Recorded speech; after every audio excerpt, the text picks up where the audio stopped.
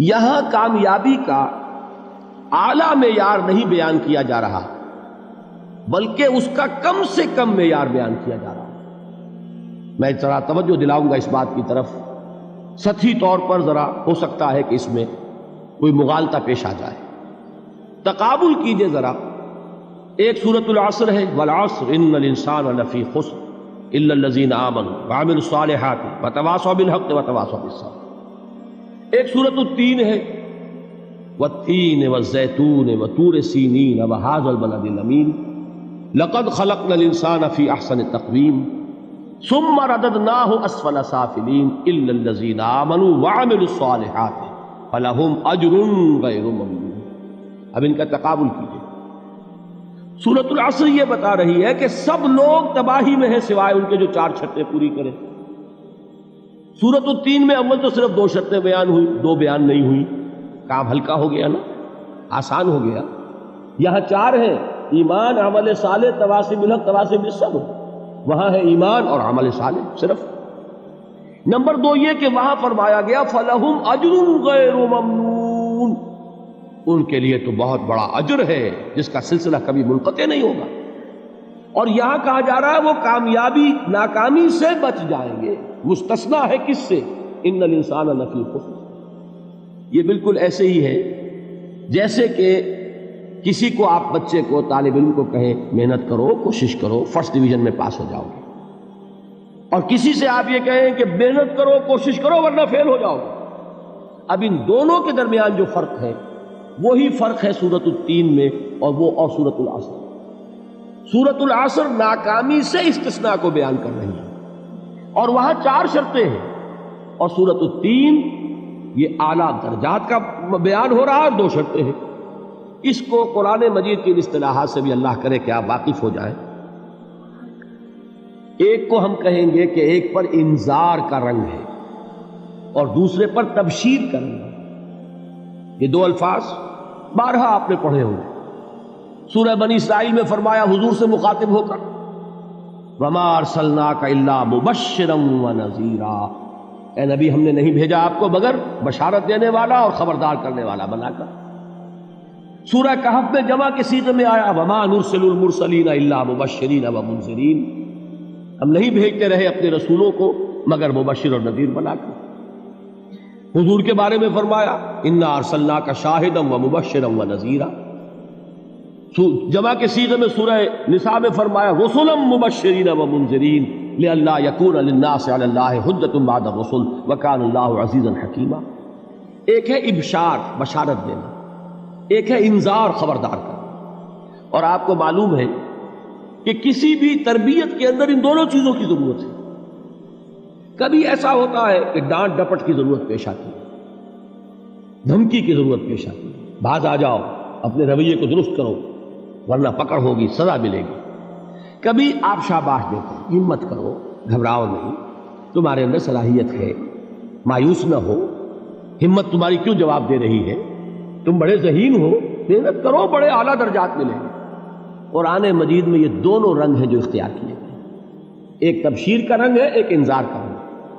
سورۃ العصر میں انذار کا رنگ ہے، خبردار، تمام انسان ہلاکت اور بربادی کا نوالا بننے والے ہیں سوائے ان کے جو 4 شرطیں پوری کریں، الا الذین آمنوا وعملوا الصالحات وتواصوا بالحق وتواصوا بالصبر۔ تو معلوم یہ ہوا کہ یہ کامیابی کے جو منیمم پری ریکویزٹس ہیں، مجھ سے کہا گیا کہ انگریزی کے الفاظ کا فوراً ترجمہ کر دیا کرو، اور میں کر دیتا ہوں۔ اصل میں مغالطہ آپ کو یہ ہوتا ہے میں ترجمہ کہہ کے نہیں کرتا، لیکن اس کے بعد میں فوراً اردو کا مترادف جو ہے وہ لے آتا ہوں۔ لیکن میں یہ اس لیے استعمال کرتا ہوں انگریزی اصطلاحات، جیسا کہ میں نے عرض کیا تھا کہ میرے اصل مخاطب ہیں جدید تعلیم یافتہ لوگ، اور جدید تعلیم یافتہ لوگوں کے کمیونیکیشن جو ہے، ابلاغ، وہ ان انگریزی اصطلاحات کے ذریعے سے زیادہ بہتر اور صحیح تر ہوتا ہے، ورنہ وہ بات سمجھیں گے نہیں۔ اسی لفظ ابلاغ کو وہ نہیں سمجھیں گے اور کمیونیکیشن کو سمجھ لیں گے۔ یہ ہے اصل میں ساری مصیبت کے جو اس وقت ہمارے سامنے ہے، اس لیے یہ الفاظ ہم استعمال کرتے ہیں۔ تو میں یہ کیا عرض کر رہا تھا کہ در حقیقت ان الانسان لفی خسر الا الذین آمنوا وعملوا الصالحات وتواصوا بالحق وتواصوا بالصبر، یہ منیمم پری ریکویزٹس ہیں کم سے کم لوازم ہے نجات کے، ان سے کم تر پر نجات کا کوئی سوال نہیں، اس لیے کہ قسم کھا کر اللہ فرما رہا ہے، زمانے کی قسم ہے، تمام انسان خسارے میں ہیں سوائے ان کے جو 4 شرطیں پوری کریں۔ تو تیسری چیز ذہن میں یہ رکھیے، یہ چاروں شرطیں لازم ہیں، یہ بہت اہم نکتہ ہے۔ ابھی ہم نے کسی لفظ کی گہرائی میں اتر کر نہیں دیکھا ہے، ابھی تو ہم سرسری طور پر تذکر بالقرآن کے مرحلے میں ہیں۔ پہلی بات کیا معلوم ہوئی؟ اس میں کامیابی اور ناکامی کا ایک معیار سامنے آیا، ٹھیک۔ نمبر 2، یہ کامیابی کے کم سے کم شرائط کا بیان ہے، منیمم ریکوائرمنٹس۔ میں نے ایک مرتبہ ایچسن کالج لاہور میں جب تقریر کی سورۃ العصر پر، تو طلباء کے ذہن کی مناسبت کے اعتبار سے کہا کہ بھائی یہ فرسٹ ڈویژن کا بیان نہیں ہے، یہ 3rd ڈویژن میں کامیابی کا بیان ہے، اس سے کم تر پر فیلیور ہے، اس لیے کہ فرمایا گیا والعصر ان الانسان لفی خسر الا الذین آمنوا وعملوا الصالحات وتواصوا بالحق وتواصوا بالصبر۔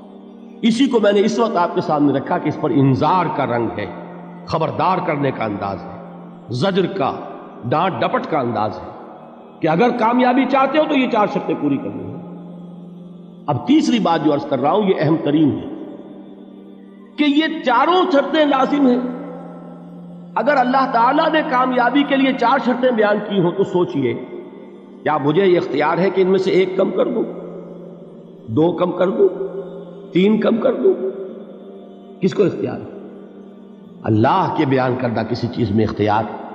یہ تو حضور سے کہا گیا تھا، سورہ یونس میں ہے، مطالبہ کیا مطالبہ کرنے والوں نے، ایت بقرآن غیر ھذا وبدل ہو، اے محمد صلی اللہ علیہ وسلم یہ قرآن بہت ریجڈ ہے، بہت سخت ہے، ان کمپرومائزنگ ہے، یہ کہیں بھی کوئی رو رعایت کرنے کو تیار نہیں ہے، تو ہمارا اور آپ کا معاملہ نہیں ہو سکتا اس قرآن پر، اس قرآن میں کوئی ترمیم کیجئے یا کوئی اور قرآن لائیے۔ تو حضور سے کیا کہلوایا گیا؟ قل ما یکون لی ان ابدلہ من تلقاء نفسی ان اتبع الا ما یوحی الی۔ اے نبی ان سے کہہ دیجئے میرے لیے ہرگز ممکن نہیں ہے کہ میں اس قرآن میں اپنے جی سے کوئی ترمیم کر دوں، کوئی تبدیلی کر دوں، میں تو خود پابند ہوں اس کا جو مجھ پر وحی کیا جا رہا ہے، سب سے پہلے میں خود اس پر عمل کرنے والا ہوں، میں خود اس کا پابند ہوں۔ تو غور کیجئے، قرآن بیان کر رہا ہے کہ 4 شرطیں ہیں نجات کی، اور آپ کے دل میں یہ بات بٹھا دی گئی ہے کہ صرف کلمہ گو ہونا نجات کے لیے کافی ہے، صرف ایمان سے نجات ہو جائے گی۔ یہ بات جو ہے ذہن میں رکھیے، ایک نجات وہ ہے جو ہزار برس تک جہنم میں کوئلہ بننے کے بعد نجات ہو، میں اس نجات کی بات نہیں کرتا، وہ نجات تو ملے گی یقیناً۔ جس شخص کے دل میں رائی کے دانے کے برابر بھی ایمان ہوگا، وہ اپنے اعمال کی، اپنے کرتوتوں کی سزا بھگت کر بالآخر جنت کے اندر داخل کیا جائے گا، جہنم سے نکالا جائے گا، اور نکالا جائے گا تو اس وقت حال کیا ہوگا؟ جیسے جلا ہوا کوئلہ، اس کے سوا کچھ نہیں۔ حدیث میں اس کی شرح آئی ہے۔ لیکن یہ نجات نہیں، نجات وہ کہ جو اللہ تعالیٰ میدان حشر ہی میں ہماری مغفرت کا اعلان فرمائے، اللہ تعالیٰ اول وہلے میں ہمیں جنت میں داخل فرمائے، اس نجات کی بات کر رہا ہوں۔ وہ نجات جان لیجئے محض کلمہ گو ہونے کی بدولت نہیں ملے گی، اس نجات کے لیے شرط اول ایمان، شرط 2 عمل صالح، شرط ثالث تواصی بالحق، اور چوتھی شرط تواصی بالصبر۔ یہ قرآن کا بیان ہے، یہ کسی انسان کا کلام نہیں ہے کہ اس میں ترمیم کی جا سکے۔